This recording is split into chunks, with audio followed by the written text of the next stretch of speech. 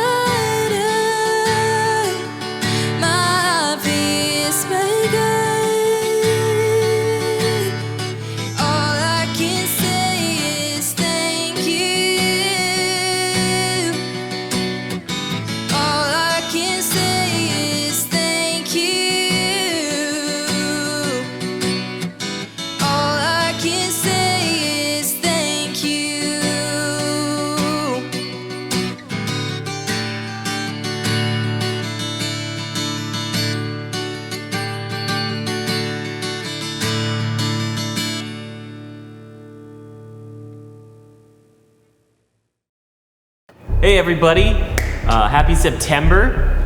Because it's a new season, we're gonna do a seasonal game. This is the Hot Chocolate Chug, where Alex and Ashton are gonna see who can chug a mug of hot chocolate the fastest. There are 20 marshmallows. They need to finish all the hot chocolate and the marshmallows to win. All right, you guys ready?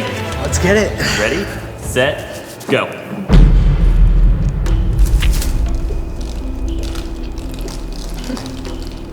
Wow. I'm sorry. Yeah, I don't know. We're gonna have to like squeeze that out and measure it and see how much. Okay, I'll slow down. I don't think it counts. It's a great stain on his shirt. Need to save that shirt forever. Frame it. We'll put it on a wall somewhere.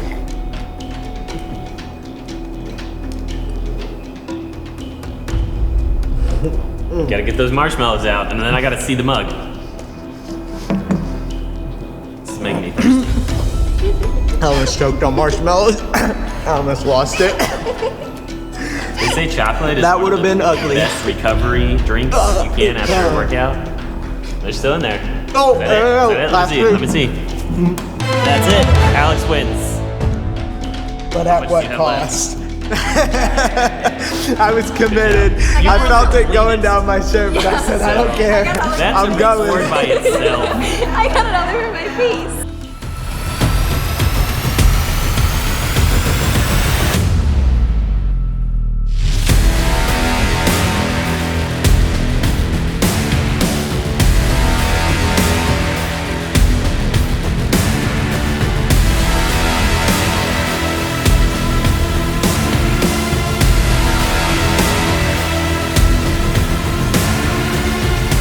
Hey everyone, welcome back to Youth Online.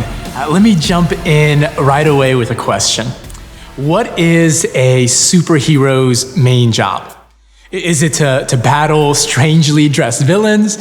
Is it to show off their superpowers or to accidentally destroy a lot of buildings? If we were to name one thing every superhero has in common, it would be this: superheroes help people.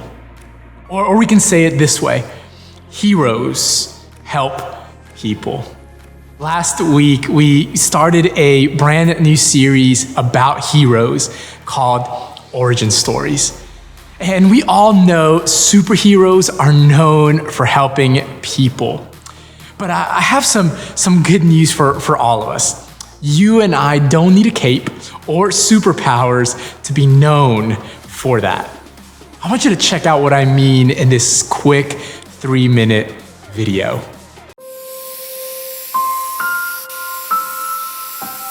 If I have to stand on a corner with a hire mark sign on until you get hired, I'm gonna do that.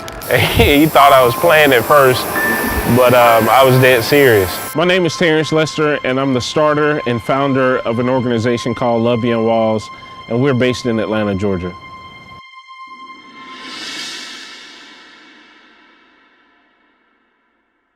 First of all, I met Mark about a year ago, and it's funny because he was behind our center actually digging in the dumpster. He was looking for something to eat. He was experiencing homelessness and he was depressed. And instead of calling the police or kicking him off the property, one thing that our organization likes to do is befriend people. We like to get to know people, know their stories, and know how they arrive in the place that they are right now. And so I befriended them. I basically built a relationship. I explained who I was, and I kind of told them, if you're willing, our organization would be willing to walk with you. And over the course of us getting to know each other, I learned that he didn't have an ID, he didn't have any birth certificate, or he didn't have a social security card. He literally had absolutely nothing, and he was living from abandoned house to abandoned house. And I talked to our staff and some of our board, and we all decided we had to do something. And so we started to walk with Mark, and long story short, this process of trying to, hunt down his, how do we get a birth certificate? How do we get his social security card? And we went through this whole process, and it was about a 6 to 8 month process just to even get his birth certificate. Because when you're experiencing homelessness, you need an ID to get other ID. Hey, what's up, guys? Terrence here. Right now, I'm standing in the Love Beyond Walls headquarters, and man, this piece of information came here. It's Mark's social security card, which gives him both his birth certificate and his social security card, so he'll be able to get his identification, his real ID, this week. And I'm about to surprise him and show him. Mark, you are on the video! What's up, man? What's up, everybody? You're on the video, bro. Guess what, man? What? Your social security card came. Finally! Yes, sir! The first thing I asked him are, what are your top 3 goals? And some of his goals was like, get an ID and, get back in touch with his children and get a job so he can become self-sufficient.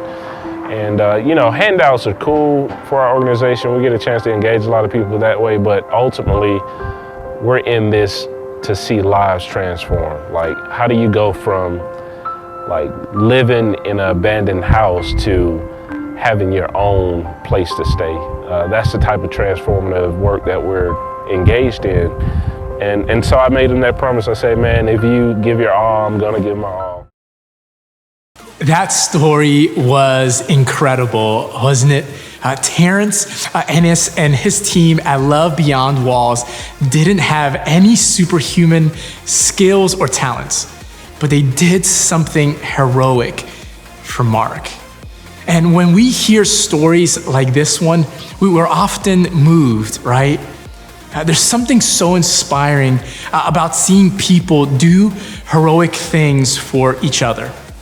Listen, Terrence didn't save the entire world, but he made a dramatic difference in one person's life. And that's what I want to talk about tonight. So, why does this matter to God and to us? Or why does this topic about helping people matter to God and matter to us? Through his death, Jesus made a way to save the entire world. But that's not all he did. Jesus showed heroic love and kindness and care to specific people. And then he told us to do the same. And one of those times was the last night before Jesus was arrested and sentenced to death. And here's the conversation he had with the disciples that night.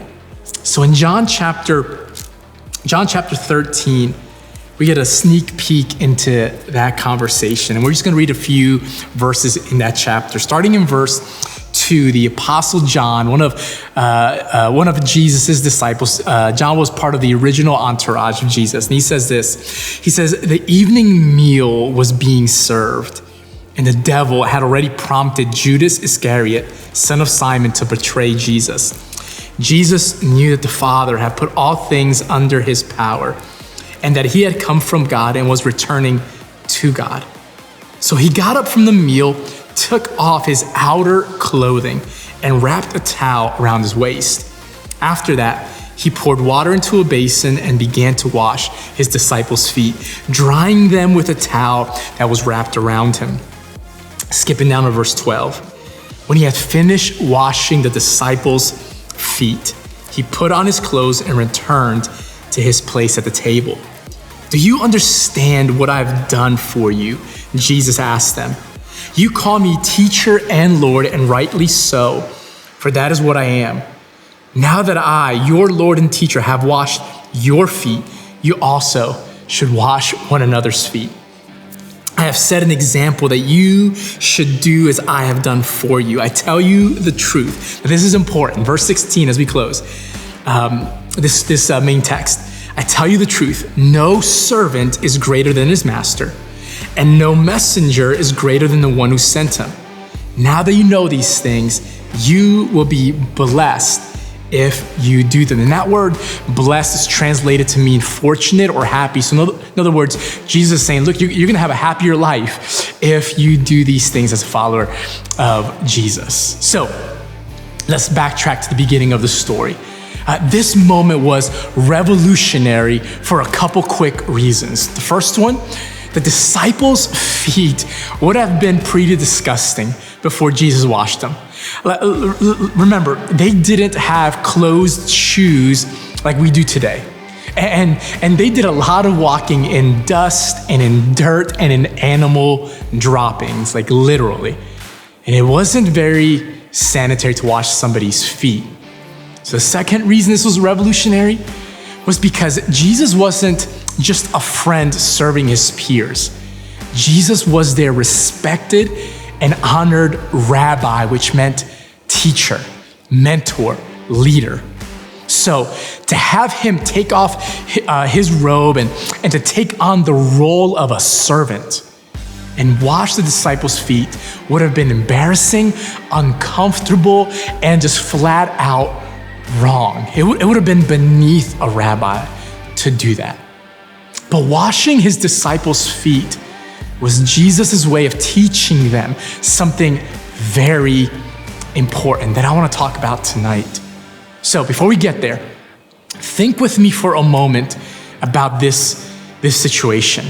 So Jesus was already on the way to the cross, right? This is the night before he got arrested. So he was already going to die for them and for us, yet he still washed the disciples' feet. Like think about it. It's not like he had to. He was already about to die for them, for us, like I said. So it wasn't like Jesus in this moment was trying to be like an overachiever. Like, okay, I'm gonna die on the cross, but I'm also gonna wash their feet and give them like an extra, thing to do for them to respect me. Like no. And think about it this way: if you were getting ready to die, like the day before, like what's the last thing that maybe you would teach your family or teach your kids or your friends or your loved ones, whatever? What's the last thing you would say to them, or what's the last thing you would teach them the night before you would die, right? There's so many things you would teach or say or do. And so Jesus strategically, purposefully decides the night before he gets arrested to wash his disciples' feet. Like, why do both? Why wash their feet and die on the cross? Here's what Jesus was saying. And listen, I wish I came up with this. I found this saying, these next few sayings. This is what Jesus was saying. If serving is below you, leadership is beyond you. Let me repeat that. What I believe Jesus was teaching in this moment to these disciples. He was saying, if serving is below you, then leadership is beyond you. Or let me say it this way. If you're too big to serve, then you're too small to lead. Remember, disciples were getting ready to go and change the world upside down after Jesus' death. Jesus was saying, your influence won't be effective until you understand the principle of feet washing, of servant leadership. That as a follower of Jesus, that we are called to serve people, whether they're Christians or non-Christians. Let me prove that to you. Remember, Jesus not only washed the disciples' feet, but he washed Judas's feet, who was one of the disciples who was about to betray Jesus and hand him over to be arrested. And Jesus knew that. Jesus knew that Judas was about to betray him. One of his best friends was about to betray him. But yet Jesus still served them. Jesus still washed Judas's feet.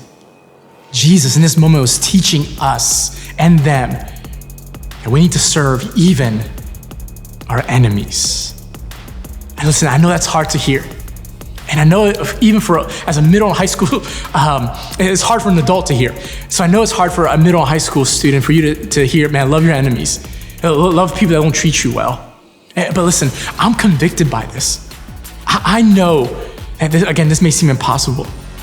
It's hard for me because there are some people, listen, if I could just be honest with you, there are some people I just don't like. All right, there's some people that, listen, I just want to stay mad at.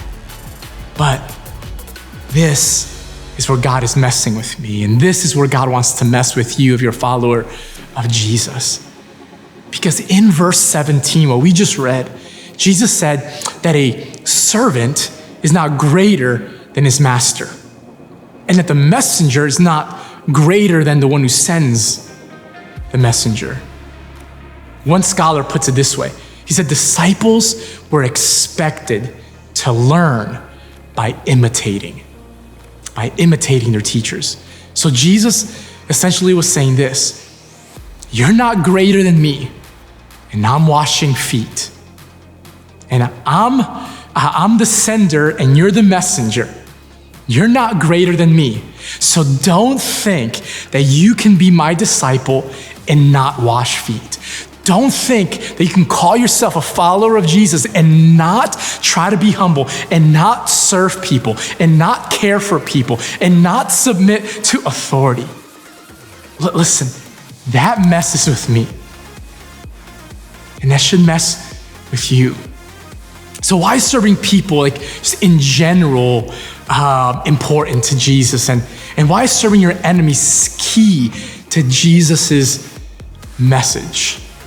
And again, I'm not saying this is going to be easy, but he tells us the reason why this is so important of servant leadership and even serving even those who are not followers of Jesus. He tells us in the same chapter in a few verses down. In verse 34 and verse 35, John chapter 13, he tells us the reason why. He tells his disciples, again, same moment that he's washing their feet. He says, "A new command I give you, love one another. As I have loved you, so you must love one another." And here it is. "By this, all men will know that you are my disciples, if you love one another." Listen, they already knew the command to love one another. That was given in the Old Testament. But Jesus here gives a new standard.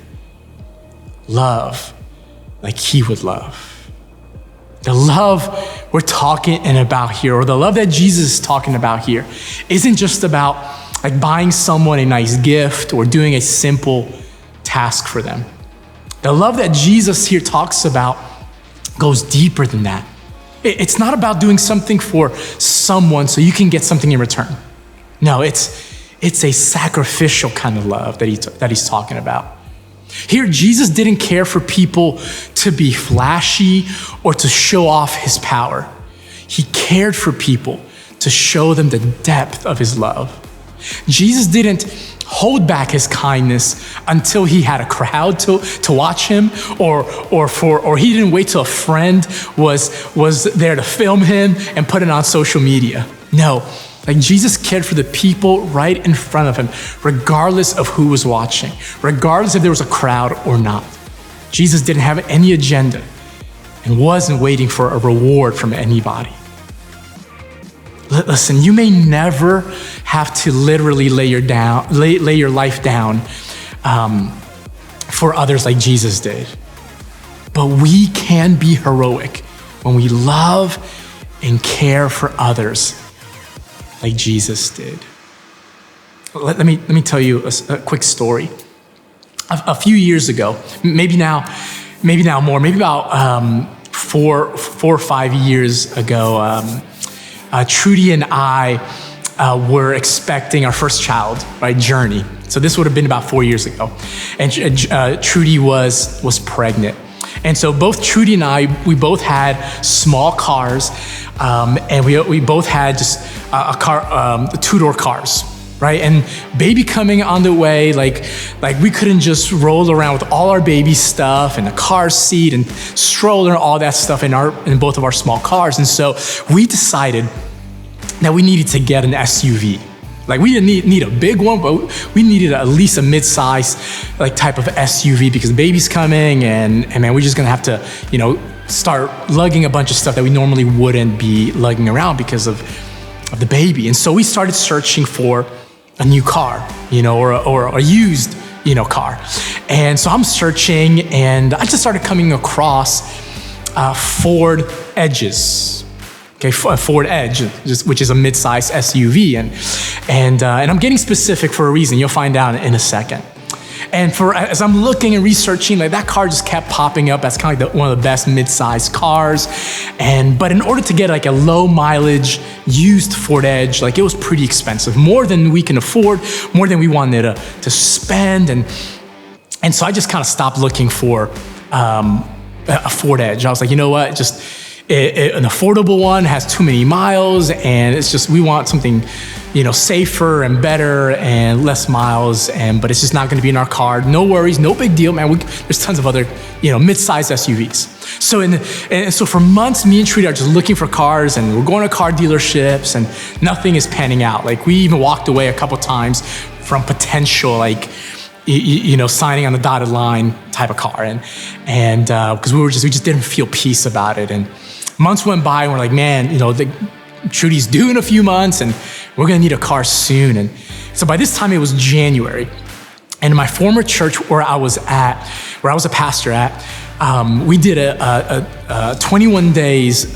We did 21 days of prayer and fasting, beginning of January. And so, me and Trudy were involved in that. And in the middle of that, there was this lady that goes to our church, and a single mom, and she was a good friend of ours. And one night she's over our house, and we're just talking, and we get into the conversation about cars, because she was looking to buy a smaller car, and she was looking to actually possibly buy one of our smaller cars, and we were telling her, like, yeah, like we're looking, to buy an SUV. That's what we're trying to get rid of, at least one of our cars, And so in that moment, she's talking to me and Trudy, and we're talking about cars. She starts crying, and we're like, me and Trudy are looking at ourselves, and we're like, what's going on? Did we say something offensive? And so she's just crying, and she said, Pastor G, and Trudy, like, these past 21 days of prayer and fasting, I've been praying about giving away an extra car that I have, because a few years ago, my dad passed away, and he gave me his car, and I already have, an SUV, and so I don't need an SUV, and so the Lord kind of put it on my heart to find somebody to give it away. And so the past 21 days of prayer and fasting, I've just been praying for an opportunity to give it to someone. And so the reason she was crying was because in that moment she felt like God said, hey, give that car to Trudy and to G. And so we're like kind of shocked, but at the same time we're like, what if this car is like a lemon, you know what I mean? So we didn't want to just take it right away, but we were obviously excited. We didn't want to offend her, and because it was such a nice gesture. And she's like, look, the car, my dad bought it right before he passed away, and so it has really low miles. It's almost like brand new. It only has 55,000 miles on it, and it's a Ford Edge. He's like, I would love for you to come and check it out. And I was like, oh yeah, let's go check it out tonight. And if we like it and it works out, we'll pay you for it. Because we were gonna pay a dealership. So we'll pay you. She's like, no, I just want you to check it out, and I don't want to take a dime from you. And so we went and checked it out. Me and Trudy were like, this car's probably not gonna be nice, And so we pull up to her house and pull into her garage, and she brings the car out. And this car was almost brand new, y'all. 55,000 miles. The dad only drove it on the weekends because he had a couple cars. And so this was like a weekend car. It was a Ford Edge with only 55,000 miles on it. And we were like, there's no way we can take this from you. Right? Let us pay you for it. There's no way. We were going to pay somebody for it. Let us pay you. She's like, no. She's like, I feel like God's telling me to give this to you. So I'm going to give it to somebody. So it might as well be you. And so we were like, Trudy's in tears. I'm in shock. And we end up, after a few weeks after we do the paperwork, we end up taking her car. So listen, the reason I tell you that story is not because God's a genie in a bottle and he'll answer all your prayers, or he'll give you whatever you want like that. Listen, that's not God. And listen, I wasn't even praying for a Ford Edge. I wasn't even praying for God to give us a car. We had the money to buy a car, and to even maybe do monthly payments, whatever, or pay cash for one. We had the money, and so we never even prayed for a car. But the reason I tell you that story is because in that moment, and I know it was the Lord, because again, I was looking for Ford Edges. I don't think that was a coincidence. But I felt in that moment, in that moment when that happened, and it happened during that 21 days of prayer and fasting, where I was just seeking God just for, obviously the church life and ministry and me and Trudy's life and our new baby. But I felt like in that moment, God saying, look, I'm gonna take care of you and Trudy. Regardless of what happens in life, I'm gonna be your provider.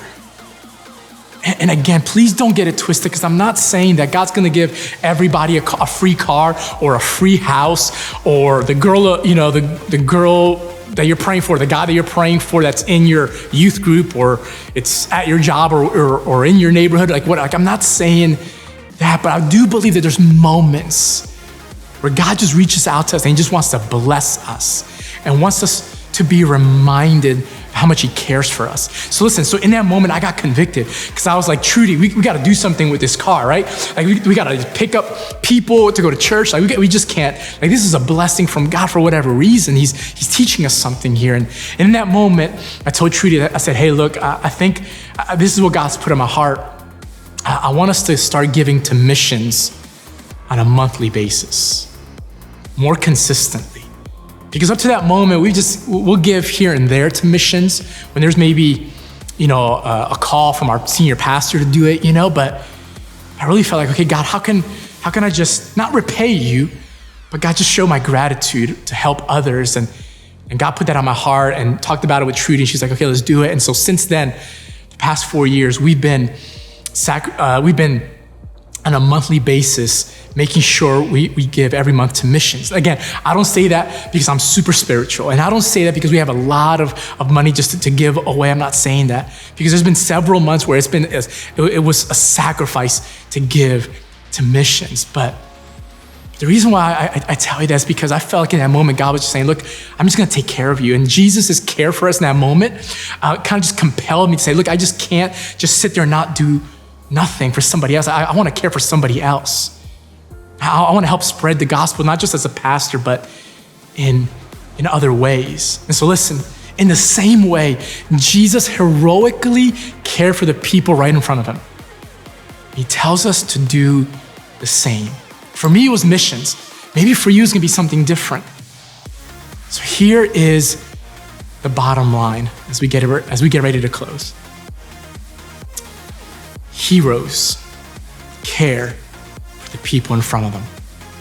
That's it. I know that's simple. Heroes care for the people in front of them. And God's decision to love me sacrificially reminds me to love others unconditionally. Let me repeat that.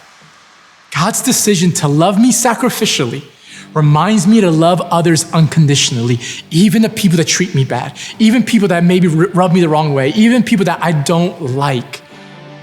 Jesus says, look, I want you to love people unconditionally. And that's the journey that God's taking me through. So what does this look like for you as a middle or high school student? Are you supposed to wash your friend's gross feet like Jesus did? Right? Should we find someone experiencing homelessness like in the video and help them find a job?